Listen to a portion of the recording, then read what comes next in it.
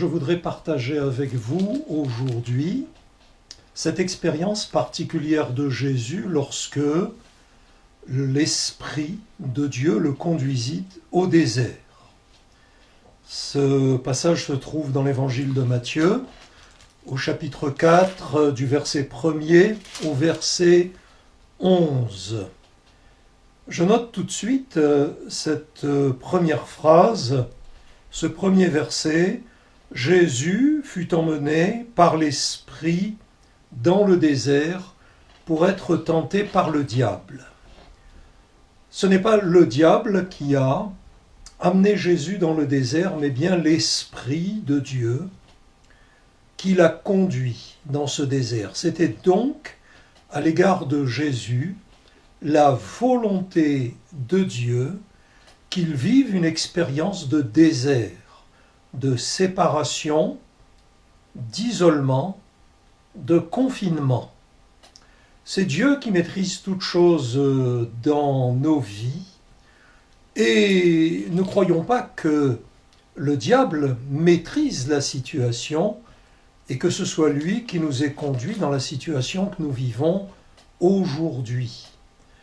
Je crois plutôt que nous avons à chercher, dans ces temps particuliers que nous vivons, la volonté de Dieu à notre égard et rester suffisamment sensible à sa voix pour comprendre les raisons qu'il a eues de vouloir cette période particulière pour nous. Les versets suivants disent qu'après avoir jeûné 40 jours et 40 nuits, Jésus eut faim et dut, là, affronter une première épreuve, une première tentation, car le verset 3 dit bien « le tentateur ». C'est celui qui, depuis le jardin d'Éden, n'a jamais changé et qui nous présente toujours des séductions, des tentations. Le tentateur, s'étant approché, est-il écrit, lui dit « Si tu es le Fils de Dieu, ordonne que ces pierres deviennent des pains. » C'est la tentation alimentaire en quelque sorte. La tentation qui s'adresse aux besoins légitimes naturels de notre corps. Or, nous le savons, la Bible enseigne que la priorité de notre vie, ce n'est pas la nourriture de notre corps. Dieu en prend soin, mais que c'est bien la vie, la survie, la progression, le développement de notre vie spirituelle, de la vie de notre âme. Et là, le tentateur a présenté à Jésus une séduction, une tentation qui peut nous être présentée, celle de l'inquiétude du lendemain, cette inquiétude concernant nos besoins matériels, nos besoins alimentaires, dans les jours, les semaines, les mois à venir. Et la réponse de Jésus nous aide, car Jésus va systématiquement répondre aux séductions ou aux tentations du diable par la parole de Dieu. Il est écrit, l'homme ne vivra pas de pain seulement, mais de toute parole qui sort de la bouche de Dieu. Notre survie ne dépend pas en priorité du pain matériel, de la nourriture de notre âme. Nous savons que Dieu en prend soin et que de la même manière qu'il nourrit les oiseaux, il prend soin de ses enfants et saura nous nourrir en tout temps, en toutes circonstances. Jésus lui-même a recommandé de ne pas s'inquiéter à ce sujet. Mais la priorité qu'il présente alors est celle de la parole de Dieu. Toute parole qui sort de la bouche de Dieu, toute parole de l'Écriture, de la Bible, ce que nous, chrétiens, appelons la parole de Dieu, est une nécessité prioritaire, vitale, pour notre survie, pour notre progression, pour la santé spirituelle, pour la santé de notre âme. Et en ces temps particuliers de désert, de séparation, d'isolement, eh bien, la meilleure recommandation que la Bible puisse nous donner est celle d'un retour personnel profond à l'Écriture. Ce sont celles et ceux qui se seront quotidiennement, abondamment, sérieusement, personnellement nourris de la parole de Dieu qui pourront aller au-delà de cette épreuve, de ce désert.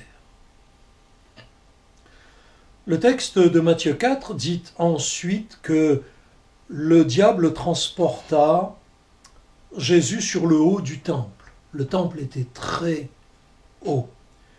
Et qu'il lui présenta là une deuxième séduction, une deuxième tentation, en ces termes.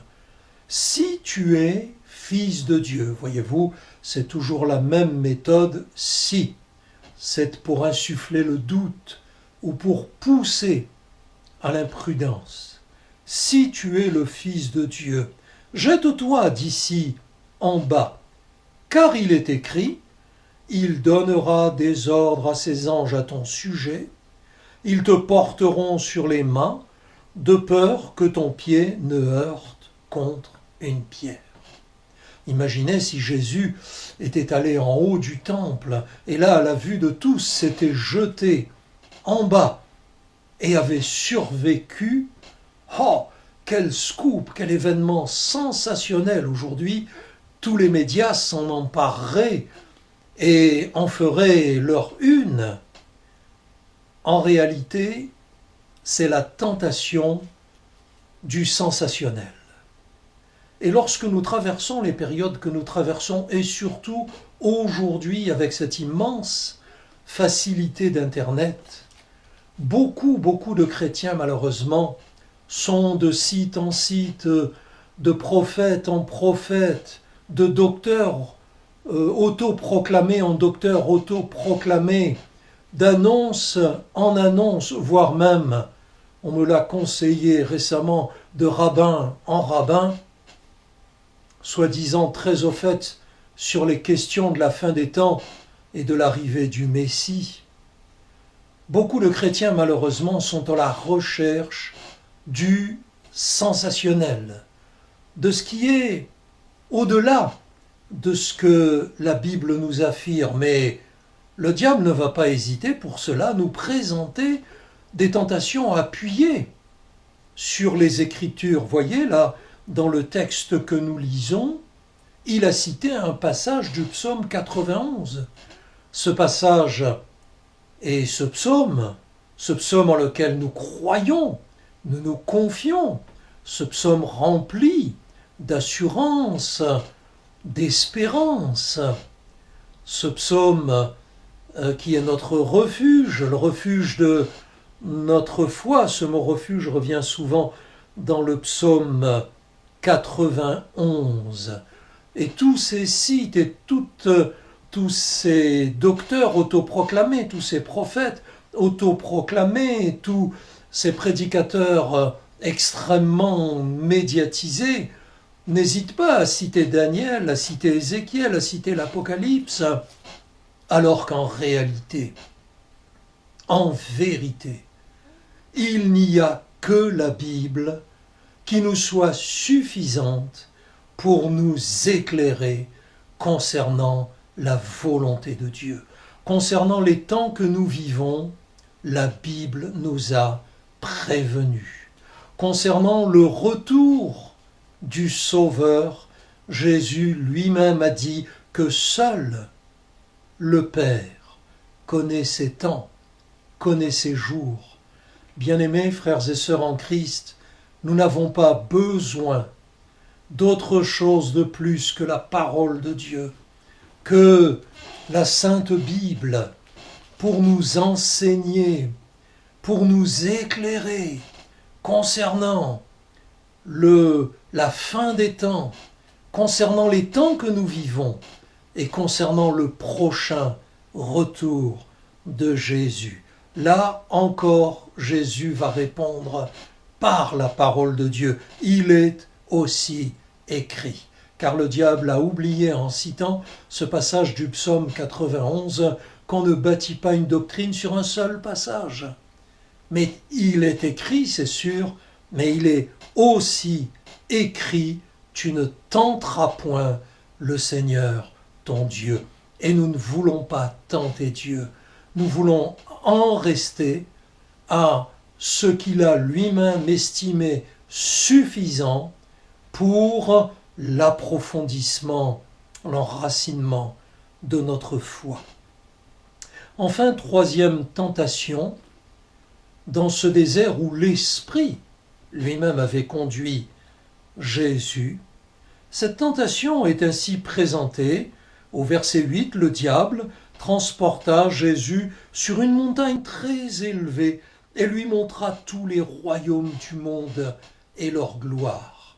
Et là, nous comprenons que Jésus a été amené sur un point de vue spirituel, parce que quand bien même nous serions sur cette terre, sur le mont Everest, nous ne pourrions voir tous les royaumes du monde. Là, du point de vue où le diable l'a amené, Jésus a une vue panoramique sur l'intégralité des royaumes du monde et sur toute leur richesse. Et le diable de lui présenter la séduction, la tentation en ces termes.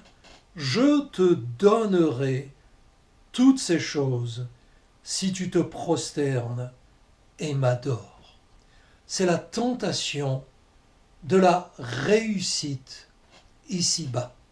C'est la tentation de la réussite matérielle.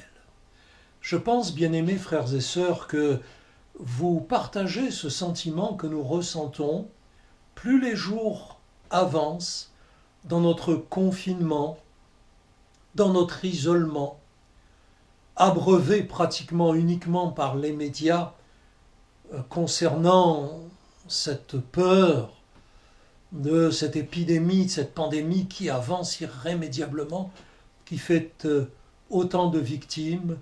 Plus nous avançons, plus en nous se développe ce sentiment du détachement des biens matériels.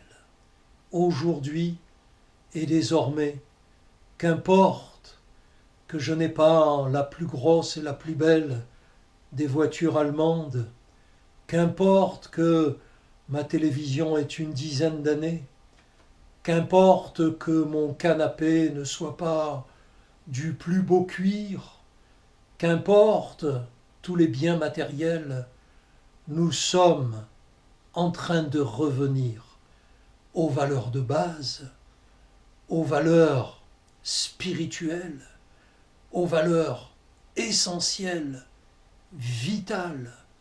Il nous faut réfléchir à ces choses, il nous faut les réaliser. Parce que si le diable, lui, a voulu, à coups de médias, à coups de publicité, qui continuent d'ailleurs, les programmes publicitaires continuent, pendant cette période où les gens réalisent que le matériel n'est plus leur priorité, il nous faut réaliser que ces choses sont terriblement secondaires et ne demeureront que les valeurs spirituelles qui sont des valeurs éternelles. Et Jésus de répondre, il est écrit, tu adoreras le Seigneur ton Dieu et tu le serviras lui seul. Ce sont là les deux missions auxquelles les enfants de Dieu sont appelés. l'adoration et le service.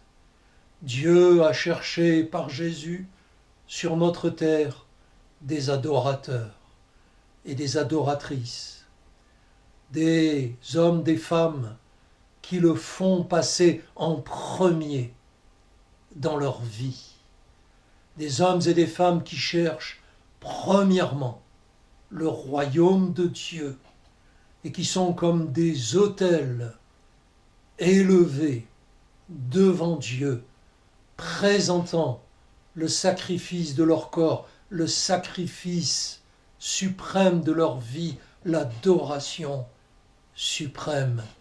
Il est le Seigneur, Dieu Tout-Puissant, la priorité de notre vie. Et puis le service, parce que même en ces temps d'isolement, de séparation, de confinement, en ces temps déserts, nous pouvons servir le Seigneur. Servir le Seigneur par l'adoration, soit. Servir aussi le Seigneur par la prière. Nous faisons tous nos efforts pour vous informer de la vie des uns des autres, notamment de celles et ceux qui souffrent. Et nous nous découvrons chacune, chacun, un authentique ministère, un authentique service de prière, d'intercession auprès de Dieu pour que nos bien-aimés soient secourus, soient soutenus, soient délivrés, et leurs familles qui souffrent aussi. Et puis un service de témoignage. C'est l'occasion là non seulement de nous appeler, de nous écrire SMS, mail les uns les autres, mais c'est aussi l'occasion de faire savoir autour de nous, par quelque moyen que ce soit, ne serait-ce que notre disponibilité pour nos voisins, que nous sommes des enfants de Dieu, que notre espérance est au-delà, que notre Maître est Jésus-Christ bien au-delà de tout clocher, de toute étiquette religieuse serait-elle évangélique. Notre Maître est Jésus, nous sommes disciples de Jésus, c'est lui que nous servons.